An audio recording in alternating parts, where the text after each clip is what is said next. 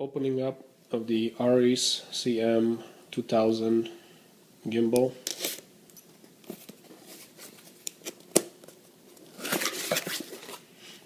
And here it is, as it arrived from China.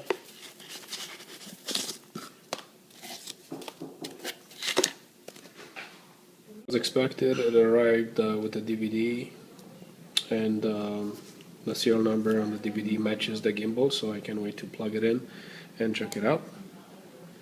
And unfortunately there are no mounting screws, so I'm gonna have to come up with the mounting screws. These are from monitor bracket holder that goes on my transmitter, so these did not come with the gimbal. So what came with the gimbal, what was in the box, okay, it was just the gimbal and the DVD. So we'll have to figure out the screws and nuts and bolts and what else is needed to install it.